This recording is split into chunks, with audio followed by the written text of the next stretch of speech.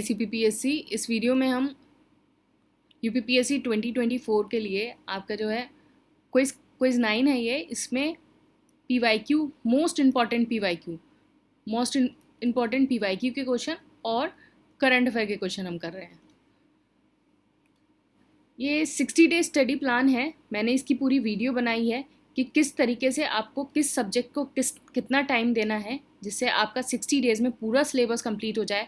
मैंने ये भी समझाया है कि अगर किसी ने अभी तक प्रिपरेशन सही से स्टार्ट नहीं करी है वो अब किस तरीके से टाइम को यूटिलाइज़ करे, तो सारी चीज़ें बताई गई हैं। तो जो ये बैच है, जो प्लान है, वो 21 अगस्त से स्टार्ट हो रहा है। मैं सबको सजेस्ट करती हूँ इस वीडियो को ज़रूर देख लेना। इससे अगर आपकी खुद की भी स्ट्रैटेजी है, कुछ है, तो आप उसको मोल्ड कर सकते हो। तो इस वीडियो को ज़रूर देख लेना। बाकी ये 2025 का कोर्स है एंड यहाँ टॉपर्स की कॉपी है। प्रिडिक्शन है ये 102 क्वेश्चन जो है प्रीलिम्स में डायरेक्टली आए थे, तो नीचे PDF होगी, वहाँ से इसको वेरीफाई कर लेना। इससे आपको ये भी पता चलेगा कि किस तरीके से क्वेश्चंस आते हैं। और बाकी ये मेंस का है, मेंस में 96 क्वेश्चन। चलिए हम अपना क्विज स्टार्ट करते हैं। Part 16 of the Indian constitution is related to. तो पार्ट 16 इंडियन कॉन्स्टिट्यूशन का किससे रिलेटेड है? इसका आंसर है answer D, special provision for the certain classes. तो पार्ट 16 जो है वो special provision for the certain classes है और इसके अंदर जो आर्टिकल आते हैं वो 330 से 342 आर्टिकल आते हैं। तो इसमें आपका national commission of SC ST NCBC और फिर एंग्लो इंडियन वाला जो था, जो वो हट गया है, तो वो सारी चीज़ें हैं इसमें। तो आप इसको देख लेना। पार्ट 16 जो है वो आपका special provision for the certain classes है। इसका आंसर डी है। नेक्स्ट है, which of the following is not correctly match under the constitution of India. तो इसमें से कौन सा पार्ट सही नहीं है?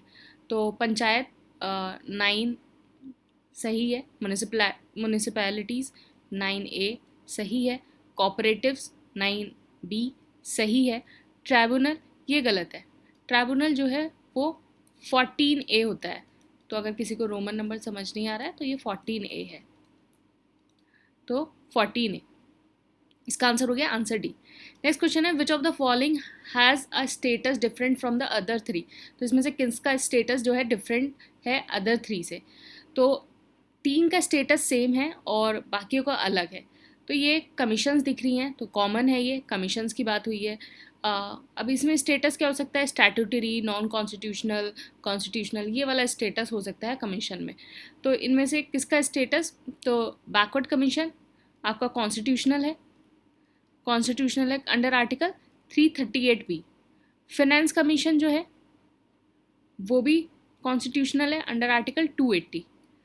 इलेक्शन कमीशन जो है वो भी कॉन्स्टिट्यूशनल है under article 334। NHRC national human right commission NHRC वो नॉन कॉन्स्टिट्यूशनल है। तो इसका डिफरेंट स्टेटस हो गया। तो इसका हो गया आंसर सी। नेक्स्ट क्वेश्चन है, the status of the chief election commissioner of India is equal to. तो देखो आपकी टेबल ऑफ प्रेसिडेंस होती है। अगर कोई भी आपका कोई भी गवर्नमेंट फंक्शन है या कोई भी है तो उसमें टेबल ऑफ प्रेसिडेंस के साथ जो है बैठाया जाता है। अभी ये हाल ही में एक कंट्रोवर्सी हुई थी कि जैसे लीडर ऑफ अपोजिशन है, तो लीडर ऑफ अपोजिशन की जो टेबल ऑफ प्रेसिडेंस में जो वैल्यू है वो इक्वल टू है कैबिनेट मिनिस्टर की। तो अगर कैबिनेट मिनिस्टर सारे एक साथ बैठे हैं तो उसी रो में जो है लीडर ऑफ जो अपोजिशन है उसको बैठना होता है। तो टेबल ऑफ प्रेसिडेंस में जो है कैबिनेट मिनिस्टर और लीडर ऑफ अपोजिशन सेम चीज़ जो है वो शेयर करते हैं। तो इसी तरीके से स्टेटस ऑफ इलेक्शन कमिश्नर पूछा गया है कि वो किसके बराबर है। तो किसके बराबर है? तो देखो टेबल ऑफ प्रेसिडेंस में जो इलेक्शन कमिश्नर है उसका जो नंबर आता है वो 9A आता है। 9A आता है। तो बेसिकली आपने यहाँ से देखो ध्यान लगाना, चीफ इलेक्शन कमिश्नर जो ज़्यादातर आपका क्या होते हैं, एक IAS ऑफिसर हो गया या कुछ हो गया। तो इसकी जो टेबल ऑफ प्रेसिडेंस है वो किसके बराबर होगी? थोड़ा सोचो। CGI के बराबर? नहीं, CGI तो बहुत ऊपर होता है। गवर्नर? नहीं। Speaker of Lok Sabha? नहीं। तो इसकी किसके बराबर हो सकती है? मतलब इस तरीके से कौन अब चीफ इलेक्शन कमिश्नर जो है IAS होते हैं, तो इस तरीके से और कौन लोग होते हैं? जैसे आपका चेयरमैन ऑफ UPSC हो गया, ऑडिटर जनरल ऑफ इंडिया हो गया, तो इनके साथ इनके बराबर जो है वो शेयर करते हैं। तो इस तरीके से जो है चीफ इलेक्शन कमिश्नर जो है चेयरमैन ऑफ यूपीएससी हो गया, ऑडिटर जनरल ऑफ हो गया, इनके साथ शेयर करते हैं। जो सीजीआई है यानी स्पीकर है वो टेबल ऑफ प्रेसिडेंस में बराबर है 6th पे। गवर्नर जो है वो 4थे नंबर पे है और स्पीकर जो है लेजिस्लेटिव असेंबली के, आपके विधानसभा के जो स्पीकर हो गए वो 14th नंबर पे हैं। सबसे ऊपर तो आपको पता ही है आपका कौन होते हैं, प्रेसिडेंट, फिर वाइस प्रेसिडेंट। तो इस तरीके से टेबल ऑफ प्रेसिडेंस है। आप टेबल ऑफ प्रेसिडेंट जो है यूट्यूब पे या फिर कहीं भी आप गूगल पे सर्च करना, ऑफिशियल वेबसाइट है मिनिस्ट्री ऑफ होम अफेयर्स की ऑफिशियल वेबसाइट, उस पर आपको मिल जाएगा। नेक्स्ट क्वेश्चन है, within how many days an appeal can be made by the aggrieved person by the decision of the national green tribunal to the supreme court. तो इसका answer है answer D 90 days. तो 90 days के अंदर जो है aggrieve person जो है अपील कर सकता है। तो एनजीटी इस्टेब्लिश हुआ था 18 अक्टूबर 2010 में अंडर द एनजीटी एक्ट 2010। और इसका काम क्या था कि कितने भी जो आपके डिस्पोजल करेगा जो केसेस है related to the environmental protection और कंजर्वेशन ऑफ द फॉरेस्ट, इन सारी चीज़ों से। और ये एक स्पेशलाइज बॉडी है जो नेसेसरी एक्सपर्टीज़ हैं इसके पास कि एनवायरमेंटल के जितने डिस्प्यूट्स हैं उन सबको हैंडल कर सके। तो इसका आंसर है आंसर डी। नेक्स्ट है, under which article supreme court declare migrant determination by tribunal act 1983 as unconstitutional for violation of the sacred duty of the center। तो आर्टिकल 355, तो आर्टिकल 355 में जो है सुप्रीम कोर्ट ने ये जजमेंट दिया था कि किसी भी उसको अनकॉन्स्टिट्यूशनल का दर्जा।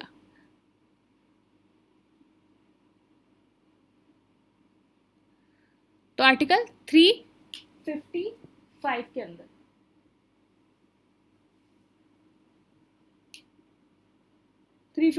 अंदर ये दर्जा दिया गया था। बेसिकली आपका जो है जो आपका प्रेजेंस ऑफ जो large number of migrants from Bangladesh, उसकी वजह से जो एग्रेशन स्टार्ट हो गया था, इंटरनल डिस्टर्बेंस, उससे रिलेटेड ये चीज़ थी। उससे रिलेटेड जो है सुप्रीम कोर्ट ने ये बोला था कि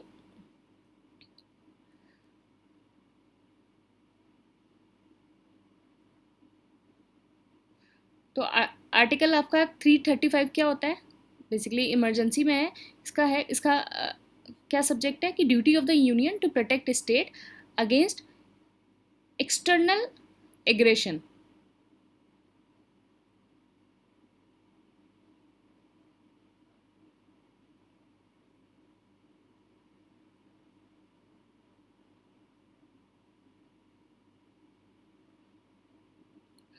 नेक्स्ट क्वेश्चन है,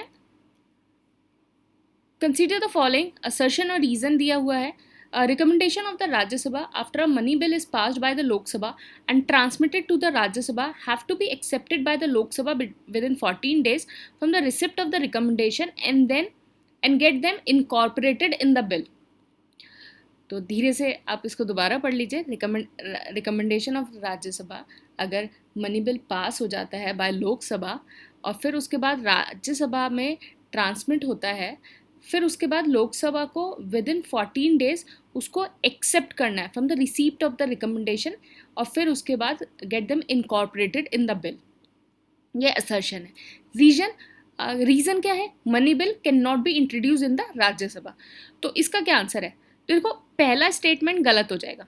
पहला स्टेटमेंट गलत क्यों हो जाएगा, देखो दूसरा इसमें स्टेटमेंट बिल्कुल सही है, money bill can not be introduce in the Rajya Sabha, क्योंकि वो लोकसभा में इंट्रोड्यूस होता है। तो इसका आंसर डी हो जाएगा। तो पहला स्टेटमेंट क्यों गलत है, आर्टिकल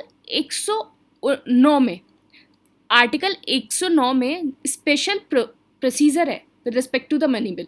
तो स्पेशल प्रोसीजर जो है वो 109 में है और 110 में जो है वो definition of the money bill है। इन दोनों चीज़ों को ध्यान रखना, ये दोनों चीज़ें अलग है। तो स्पेशल प्रोसीजर 109 में है और 110 में डेफिनेशन है। तो 109 जो सब क्लॉज 1 है वो ये बताता है कि जो मनी बिल है वो राज्यसभा में इंट्रोड्यूस नहीं हो सकता।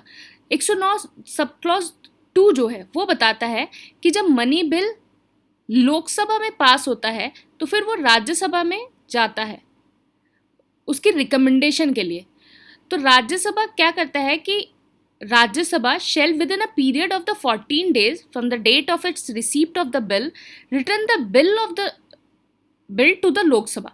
मतलब 14 दिन के अंदर उसको अपनी रिकमेंडेशन देके बिल जो है लोकसभा को वापस करना है।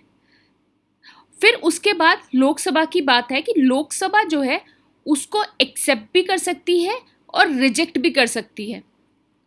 रिजेक्ट जो रिकमेंडेशन राज्यसभा ने दी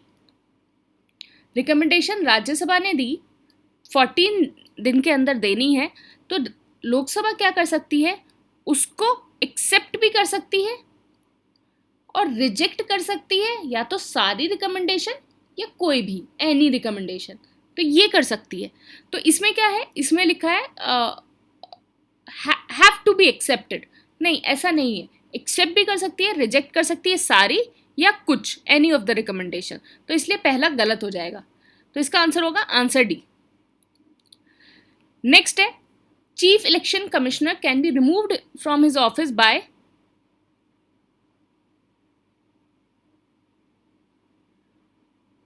तो चीफ इलेक्शन, अच्छा इस क्वेश्चन को अभी रुक के करेंगे क्योंकि ये करंट का क्वेश्चन है, इसके बाद हम ये क्वेश्चन देख लेते हैं। इस क्वेश्चन को ज़रा ना आप थोड़ा ध्यान लगा लेना, इस क्वेश्चन को 1 मिनट आप ध्यान लगा के अच्छे से इसको सोच लो, और हम 8th क्वेश्चन को अभी छोड़ते हैं और 9th क्वेश्चन को हम पहले करते हैं क्योंकि इसमें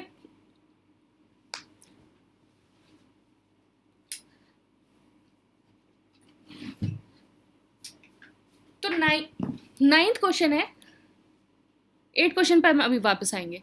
तो 9th क्वेश्चन है, तो constitution of India provide for a election commission under article, तो कॉन्स्टिट्यूशन ऑफ इंडिया जो है इलेक्शन कमीशन प्रोवाइड करता है अंडर आर्टिकल, इसका आंसर है अंडर आर्टिकल 334। तो आर्टिकल जो 334 है वो बात करता है superintendence, direction and control of the preparation of the electoral roll for the conduct of the election of the parliament.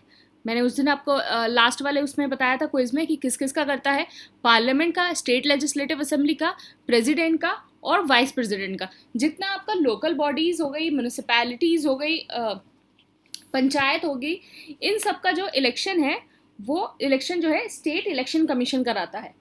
तो ये आप इसका डिफरेंस याद रखना, और क्योंकि कभी कभी कंफ्यूज हो जाते हैं कि जैसे हम क्या सोचते हैं कि जो लेजिस्लेटिव असेंबली वाला इलेक्शन है वो स्टेट कराता होगा, नहीं ऐसा नहीं है। जो लेजिस्लेटिव असेंबली वाला इलेक्शन है वो इलेक्शन कमीशन ऑफ इंडिया ही कराता है, तो इलेक्शन कमीशन ऑफ इंडिया ही कराता है। ठीक है,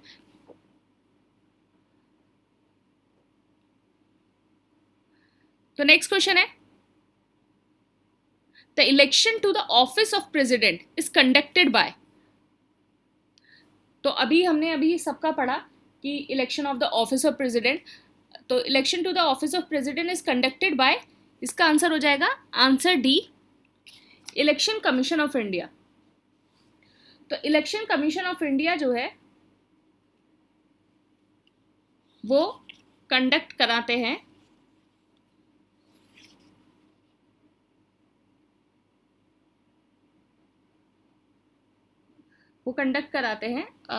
आपका प्रेसिडेंट का election.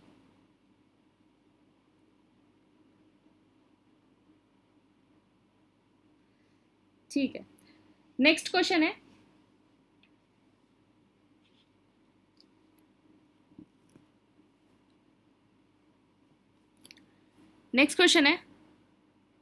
Which of the following is not related to the election commission, तो इसमें से इलेक्शन कमीशन से कौन सा रिलेटेड नहीं है।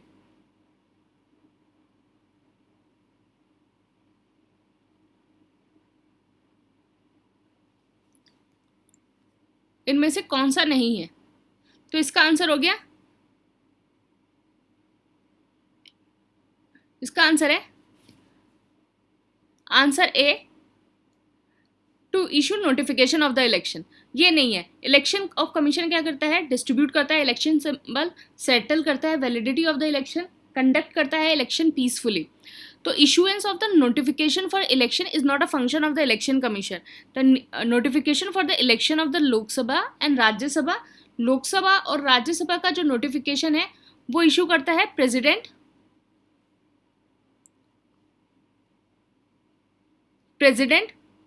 और लेजिस्लेटिव असेंबली और लेजिस्लेटिव काउंसिल का जो है नोटिफिकेशन वो इशू करता है governor of the concern district.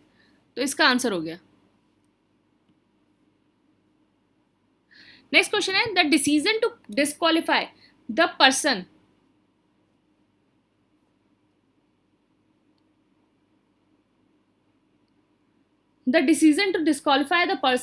declared convict by the court to contest the election has been made by।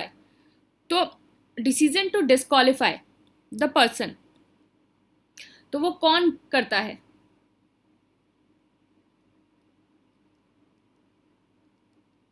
तो इसका आंसर है आंसर डी, पार्लियामेंट। तो देखो, जब decision to disqualify the person declare convict by the court to contest election, तो वो parliament करता है।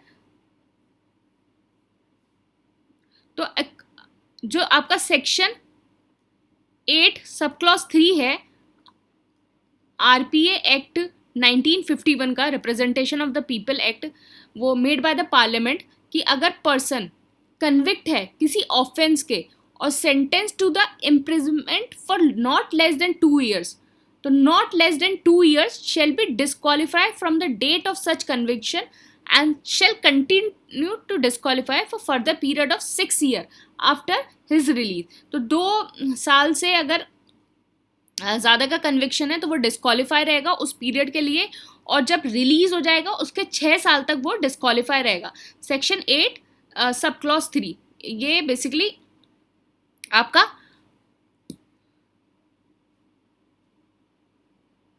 पार्लियामेंट में है।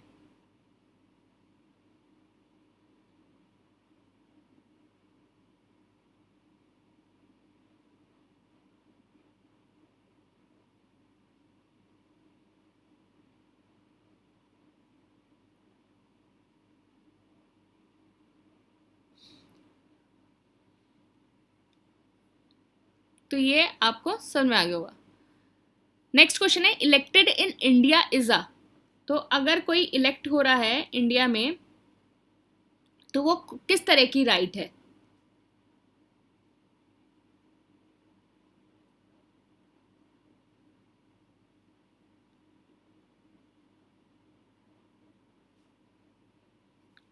तो इसका आंसर है आंसर डी, लीगल राइट। तो इसका आंसर है आंसर डी, लीगल राइट। तो right to vote and right to be elected, it's a legal right.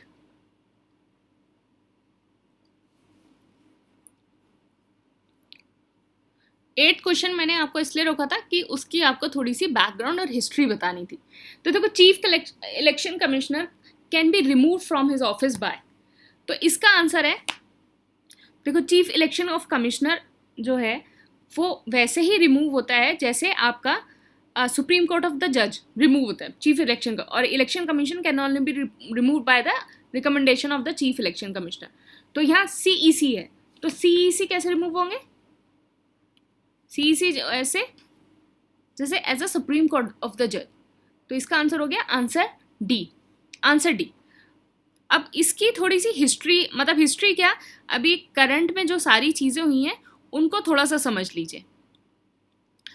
देखो क्या हुआ, आपका अनूप बर्णवाल केस हुआ था 2023 का।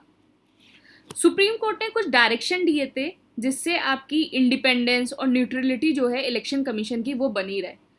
तो उसमें रिकमेंडेशन दिया था कि 3 मेंबर कमेटी बनेगी consisting prime minister, leader of opposition, CGI, और इस तरीके से कुछ रिकमेंडेशन दिए थे।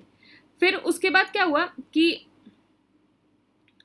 आपका दिसंबर 2023 में राज्यसभा ने जो चीफ इलेक्शन कमिश्नर और अदर कमिश्नर जो बिल है 2023 उसको अप्रूव कर दिया। तो उसको अप्रूव करने के बाद क्या हुआ, उसको अप्रूव करने के बाद ये हुआ कि कुछ चेंजेस आए। चेंजेस ये कि जो सीईसी है, जो सीईसी है और ईसी है वो अपॉइंट होंगे by president on the recommendation of the selection committee.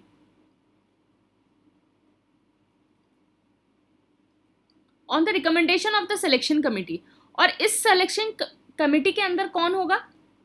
PM, cabinet minister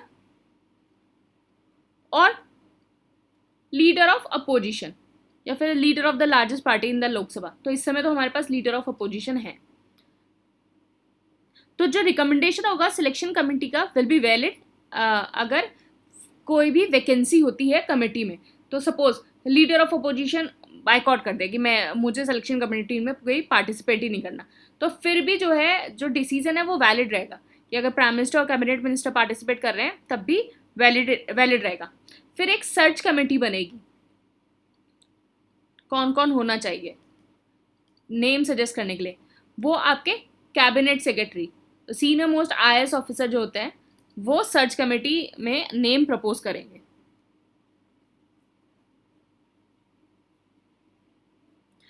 जो सैलरी और कंडीशन है सर्विसेज की, सैलरी वो जज ऑफ द सुप्रीम कोर्ट के ही बराबर है। फिर उसके बाद रिमूवल,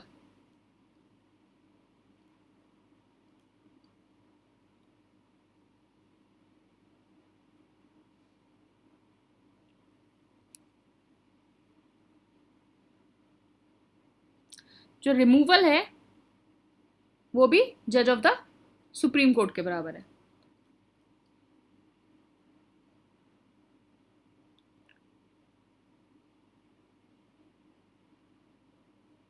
मुझे लगता है वो आपको समझ में आ गया होगा। थोड़ी सी हिस्ट्री बतानी थी कि अनूप बनवाल केस अगर आ जाए कि अनूप बनवाल केस 2023 तो किससे रिलेटेड है? बेसिकली इलेक्शन कमीशन से रिलेटेड। सुप्रीम कोर्ट ने डायरेक्शन दिए थे to ensure independence and neutrality of the election commission. फिर ये आपकी 3 मेंबर कमेटी हो गई, सिलेक्शन कमेटी हो गई। तो ये सारी चीज़ें आपको बतानी थी, तो इसलिए थोड़ा सा इसको हॉल्ट किया गया था जिससे आपको बाकी सारी चीज़ें ये आर्टिकल्स पता चल जाएँ, फिर उसके बाद जो है हम इसको कंटिन्यू कर सकें। नेक्स्ट है which constitutional amendment reduce the voting age from 21 years to 18 years. तो इसका आंसर है answer C, 61st constitutional amendment act. तो 61st कॉन्स्टिट्यूशनल अमेंडमेंट एक्ट कौन सी ईयर में आया था? 1988 में। और इसने क्या कहा कि reduce the age for right to vote 21 साल से 18 साल। जो फोर्स में कब आया? मार्च 28, 1989। और पहली बार कब यूज़ किया गया कि 18 साल का जो यूथ है उसने वोट कब दिया पहली बार? जब आपका नवंबर 1989 में जनरल इलेक्शन ऑफ लोकसभा हुआ था, तो तब इस चीज को यूज किया गया। नेक्स्ट क्वेश्चन है the system of proportional representation as a electoral mechanism ensure. तो प्रोपोर्शनल रिप्रेजेंटेशन क्या कहता है? तो ये कहता है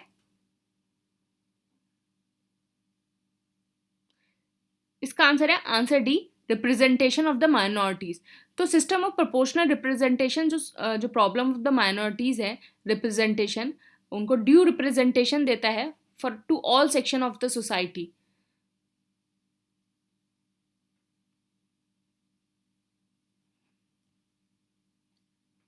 नेक्स्ट है a political party in India can be recognized as the national party if it has a state party status in at least state party status in at least। तो इसका आंसर है इन 4 स्टेट। तो देखो 3 grounds हैं किसी भी party को national party declare करने के। 3 ग्राउंड है। पहला, अगर कोई पार्टी 2% सीट जीत जाती है लोकसभा में, मतलब 11 सीट्स। कितने स्टेट से? 3 स्टेट से। 11 सीट 3 स्टेट से जीत गई या 2% सीट जीत गई। दूसरा क्या है, इन लोकसभा या फिर लेजिस्लेटिव असेंबली, लोकसभा में या लेजिस्लेटिव असेंबली में कोई भी पार्टी अगर 6% of the total valid vote, 6% of the total valid vote कितने, 4 स्टेट में जीत जाती है, प्लस 4 सीट्स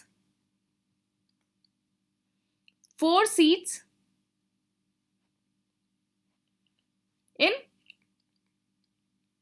लोकसभा। ये हो गया। नेक्स्ट है, या किसी भी पार्टी को स्टेट पार्टी का दर्जा मिला हुआ हो मिनिमम 4 स्टेट में। तो 2% सीट इन द लोकसभा या 11 seats in the 3 state, legislative assembly या फिर लोकसभा में 6% सीट्स इन द 4 स्टेट, या 4 सीट्स इन द लोकसभा, मतलब ये दोनों होने चाहिए, और स्टेट पार्टी जीत जाती है मिनिमम 4 स्टेट्स में। तो इसमें से कोई भी हो तो उसको जो है नेशनल पार्टी का दर्जा मिल जाता है। नेक्स्ट क्वेश्चन है, the word national in Indian national Congress INC। आप मुझे बताएंगे INC कब स्टैब्लिश हुआ था और कहाँ, स्टैब्लिश ईयर। तो national in INC was influenced by, तो इसका आंसर है answer B, reaction against the British rule. Next है, which of the following party is not a national party. इसमें से कौन सी नेशनल पार्टी नहीं है, तो इसका आंसर है आंसर सी, तेलुगु देशम। तो देखो 6 नेशनल पार्टी हैं, आप, BSP, BJP, CPIM, INC और NPP। ये NPP वो शिलोंग वाली। तो ये 6 पार्टी हैं। नेक्स्ट है, who was the founder of the independent labour party. तो इसका आंसर है answer B, doctor BR Ambedkar. तो इंडिपेंडेंट लेबर पार्टी के जो फाउंडर थे डॉक्टर BR अम्बेडकर, कब बनाई थी, अगस्त 1936 के अंदर। नेक्स्ट है, what was the date when anti defection bill जो पास हुआ था, एंटी डिफेक्शन बिल जो पास हुआ था उसकी डेट क्या थी। तो इसका आंसर है आंसर बी, 15 फरवरी 1985। तो एंटी डिफेक्शन जो लॉ है वो पास हुआ 15 फरवरी 1985 में, और जो फोर्स में आया 1 मार्च 1985 में। 52 कॉन्स्टिट्यूशनल अमेंडमेंट एक्ट था जिसने अमेंड किया आर्टिकल 101, 102, 190, 191, और जो है 10th शेड्यूल को ऐड किया जो बेसिकली एंटी डिफेक्शन से रिलेटेड है, मतलब disqualification on the ground of the defection. तो ये चीजें थी। नेक्स्ट है, lithium triangle involve in which of the following. तो लिथियम ट्रायंगल किससे इन्वॉल्व है, तो इसका आंसर है आंसर बी, अर्जेंटीना, बोलिविया और चिली। इसको ABC कहते हैं, ABC से याद कर लेना। It is in south America, और बेसिकली आप इनको देखेंगे तो तीनों कंट्रीज को तो ट्रायंगुलर शेप में होंगी, और ये जो पसेस करती हैं वो 58% of the world lithium reserve possess करती हैं। नेक्स्ट है, carbon border adjustment mechanism sometimes in news is a initiative of. तो कार्बन बॉर्डर एडजस्टमेंट मैकेनिज्म किसका इनिशिएटिव है, तो इसका आंसर है आंसर सी, यूरोपियन यूनियन। तो यूरोपियन यूनियन ने 2021 में प्रपोजल लिया था कार्बन बॉर्डर एडजस्टमेंट मैकेनिज्म। इसका काम क्या था, to impose a tariff on a set of carbon intensive import. तो कार्बन इंटेंसिव इम्पोर्ट पे जो है एक टैरिफ इम्पोज करने के लिए। तो इसका आंसर है answer C. Consider the following with respect to Shri Mukhalingam temple. Shri Mukhalingam temple, तो इसका आंसर है पहला स्टेटमेंट है, ये लोकेटेड है आंध्र प्रदेश में। Temple is built in the Vesara architectural style.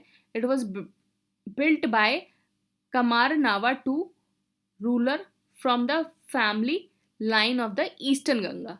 तो इसका आंसर क्या है? इसका आंसर है सी। पहला स्टेटमेंट और तीसरा स्टेटमेंट सही है, दूसरा गलत है।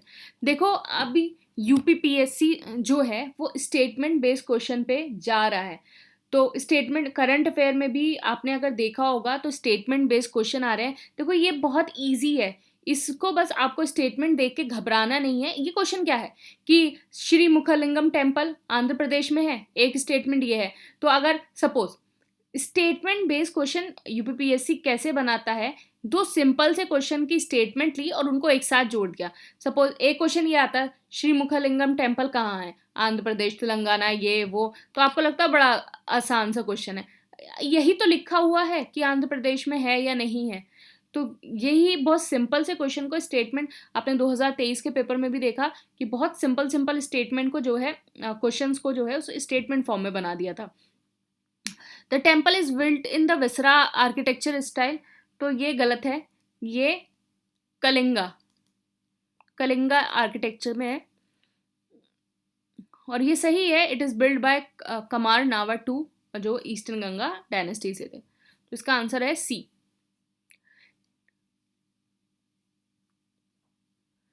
नेक्स्ट है with reference to the finance commission consider the following statement. तो देखो ये भी बहुत आसान क्वेश्चन है लेकिन स्टेटमेंट में है। तो स्टेट असर्शन रीजन हो गया, स्टेटमेंट हो गया, तो वो यूपीपीएससी कुछ क्वेश्चंस ऐसे डालता है। असर्शन रीजन के क्वेश्चन कुछ पक्के डालने हैं, स्टेटमेंट के क्वेश्चंस जो है बहुत डालने शुरू कर दिए हैं। तो इन स्टेटमेंट के क्वेश्चन को जो है प्रैक्टिस करो।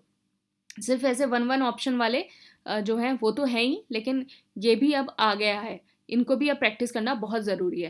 Finance commission, it is a constitutional mandated body under article 280 of the constitution. The qualification of the chairman and member are defined in an act of the parliament. तो इसमें से कौन सा गलत है?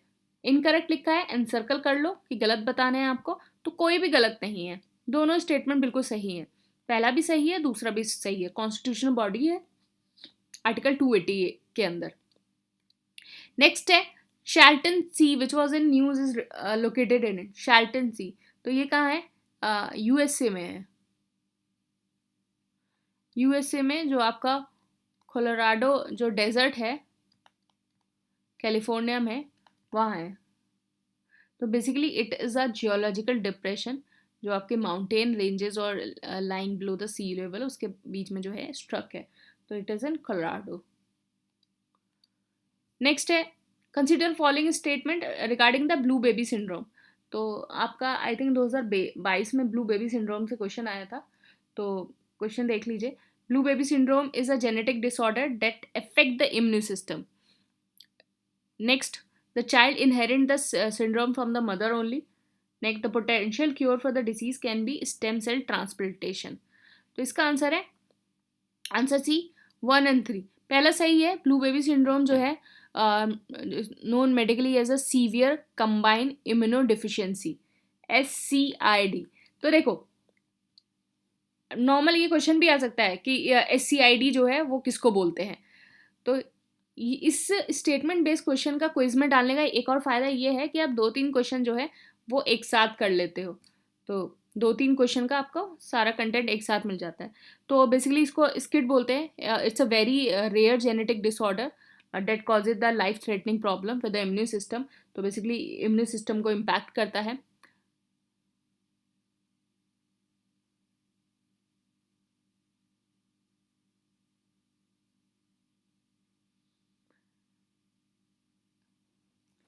तो थर्ड स्टेटमेंट क्या है?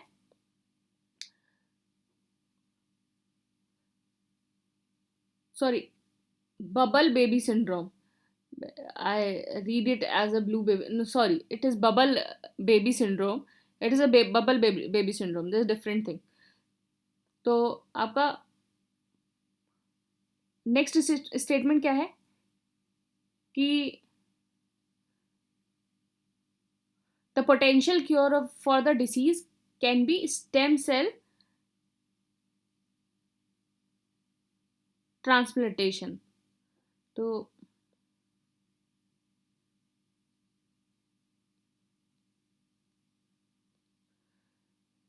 तो ये सही है। जो इसका मोस्ट कॉमन ट्रीटमेंट है is a stem cell transplant, जिसको हम बोन मैरो ट्रांसप्लांट कहते हैं। तो इसका मतलब है कि जो चाइल्ड है वो रिसीव करता है stem cell from the donor. तो डोनर, तो अभी हाल ही में क्या हुआ था, 2 महीने की जो बच्ची थी उसको बबल बेबी सिंड्रोम पाया गया, और मुंबई में अभी हाल ही में जो है बोन मैरो ट्रांसप्लांट हुआ था। तो इससे रिलेटेड है। तो ये बेसिकली एक प्राइमरीली इम्यूनो डिफिशियंसी है।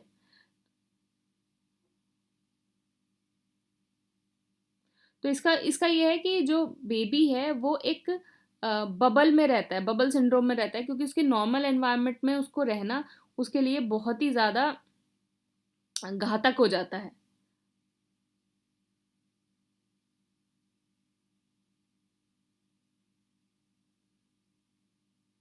तो वो नॉर्मल एनवायरनमेंट में रहता है।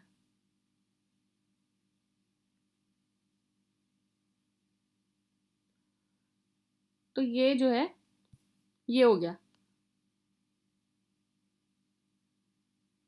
मुझे लगता है यहाँ समझ में आ गया होगा। ये नया क्वेश्चन है थोड़ा, कि करंट का रिलेटेड।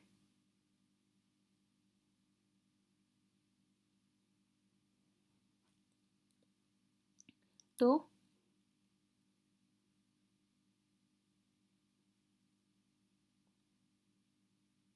ये हो गया कि रेयर डिसऑर्डर है, जेनेटिक है, और इसको SCID बोलते हैं। मैं इसको लिख देती हूँ, सीवियर कंबाइंड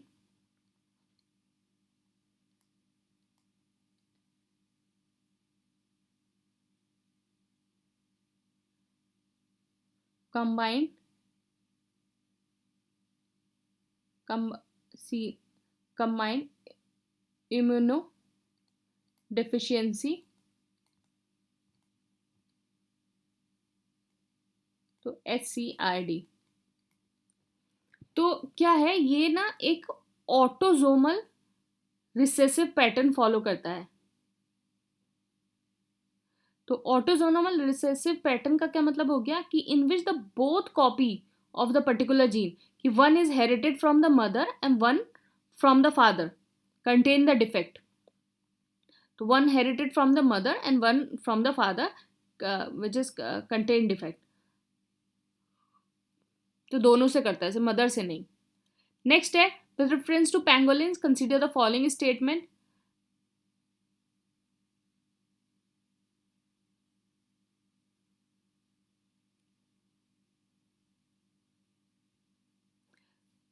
तो इसमें आपको IUCN स्टेटस बताने हैं। और देखो, सबसे पहले ये देख लेना, यहां लिखा हुआ है इनकरेक्ट। तो इन कोई भी चीज जो है इनकरेक्ट और करेक्ट लिखी है उसको हमेशा एनसर्कल कर लो। नेगेटिव वाले को तो पक्का ही कर लो, बाकी को करो ना करो। नेगेटिव वालों को जो है हमेशा एनसर्कल कर लो, नॉट लिखा हो, इनकरेक्ट लिखा हो, कोई भी चीज लिखी हो, इसको हमेशा एनसर्कल कर लो।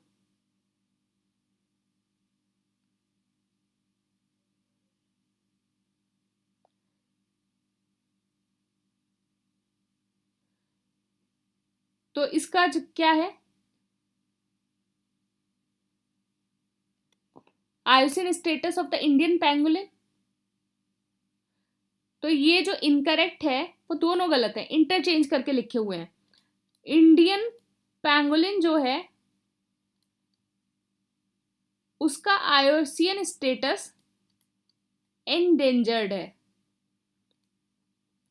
और चाइनीज वाले का जो है वो क्रिटिकली है। तो यहां से याद रख लेना, C फॉर चाइनीज और C फॉर क्रिटिकली एंडेंजर्ड। दोनों में अगर कंफ्यूज करने के लिए आ जाए तो C for Chinese and C for critically endangered.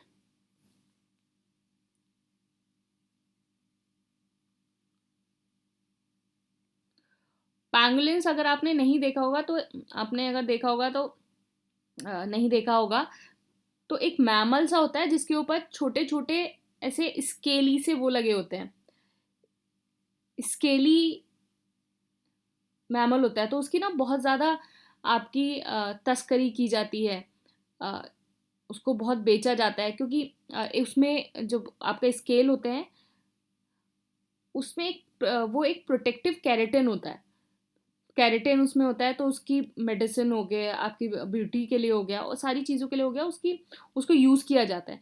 तो ये अकेला एक ऐसा स्केली मैमल है जो प्लानिट पे है, this is the only scaly on the planet. तो इसका जो इंडियन वाले का वो एंडेंजर्ड है, और चाइनीज वाले का जो है क्रिटिकली एंडेंजर्ड है।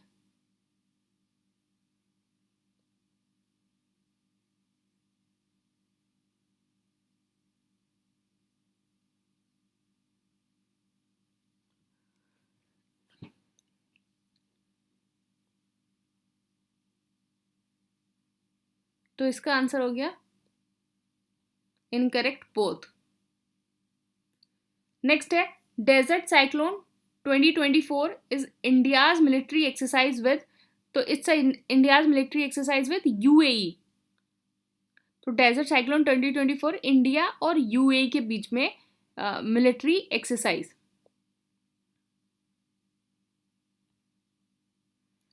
नेक्स्ट है with reference to KH-2022 missile consider the following, is a air to ground cruise missile, travel at hypersonic speed, uses ramjet engine।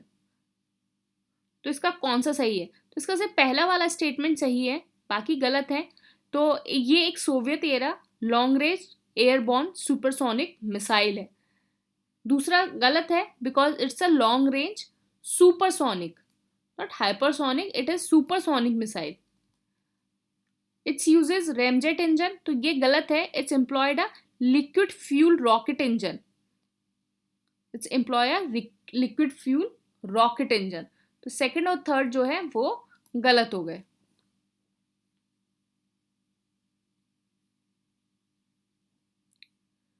अच्छा, ये जो आपका KH-22 है, बेसिकली KH जो 22 है, KH-2022, इसको स्टॉर्म मिसाइल कहते हैं, और इसको सोवियत यूनियन में बनाया गया था। तो it's a basically anti ship missile, जो भी आपके एयरक्राफ्ट कैरियर हैं या कैरियर बैटल ग्राउंड हैं उसको डिस्ट्रॉय करने के लिए, टारगेट करने के लिए।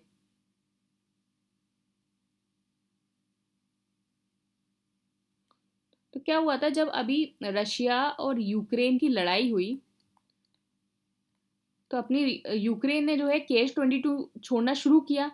तो रशिया ने छोड़ना शुरू किया, तो यूक्रेन के एयरफोर्स के जो स्पोक पर्सन है वो डिस्क्लोज किया कि कंट्री का जो एयर डिफेंस यूनिट है वो इतना कैपेबल ही नहीं है कि वो शॉट डाउन कर पाए कोई भी KH-2022 सुपरसोनिक मिसाइल जो रशिया की है। तो basically Soviet era long range जो सुपरसोनिक मिसाइल है, और ये 1966 में बनी थी।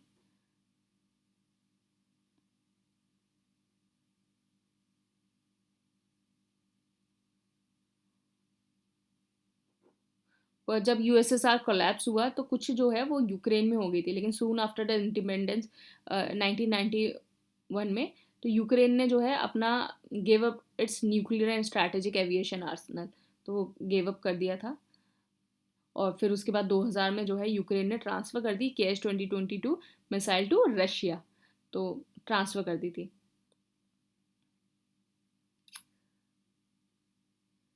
ट्रांसफ़र ना करे होते तो एक दो ये भी शॉर्ट कर देते कब, लेकिन स्पोक पर्सन ने कहा कि इनके पास इतनी खतरनाक मिसाइल है रशिया जो छोड़ रहा है, वो हम डिफेंड ही नहीं कर पा रहे हैं।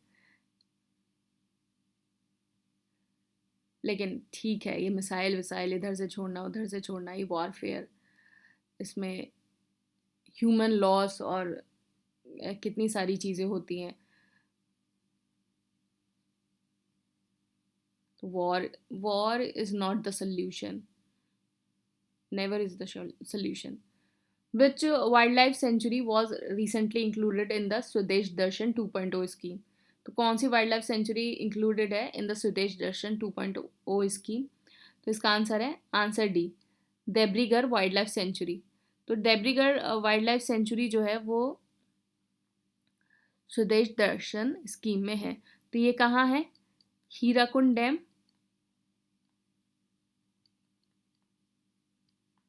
उड़ीसा। स्वदेश दर्शन स्कीम जो पहली वाली थी वो 2015 में स्टार्ट हुई मिनिस्ट्री ऑफ टूरिज्म में, और सेंट्रली फंडेड स्कीम थी पूरी, और मिनिस्ट्री ऑफ टूरिज्म के द्वारा 2005 में।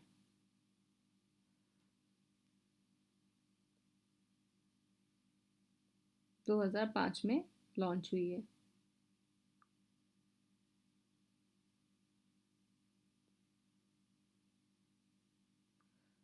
तो क्या हुआ कि जो मिनिस्ट्री ऑफ टूरिज्म है उसने कुछ जो जगह है वो आइडेंटिफाई करी।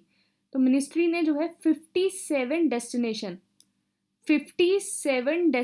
जो है 57 डेस्टिनेशन आइडेंटिफाई करी in the country for the development of SD 2.0, the स्वदेश दर्शन 2.0 में ये 57 डेस्टिनेशन जो है आइडेंटिफाई करी। मैं कुछ आपको नाम बोल देती हूँ तो आपको जो थोड़ा बहुत आइडिया हो जाएगा।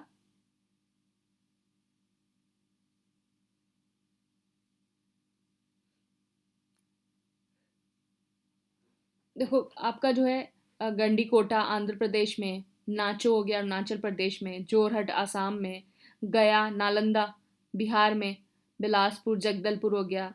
फिर उसके बाद इस हिसाब से जो है पूरी टोटल 57। अच्छा, ध्यान देने वाली बात यह है कि उत्तर प्रदेश से कौन सी है? उत्तर प्रदेश से 2 हैं 57 में, उत्तर प्रदेश से 2 हैं। पहला प्रयागराज और दूसरा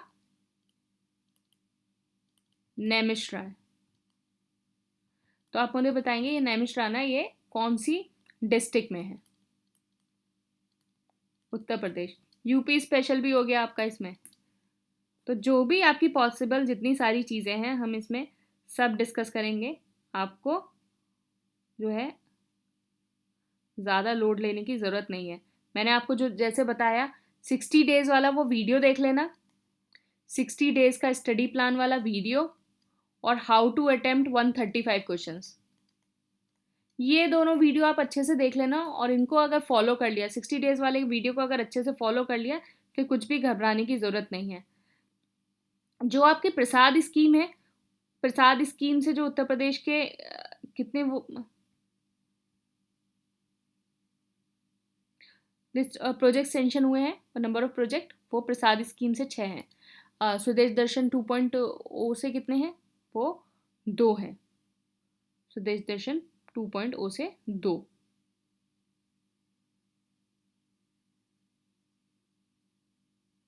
फिफ्टी 57 है टोटल, और उत्तर प्रदेश से 2 हैं।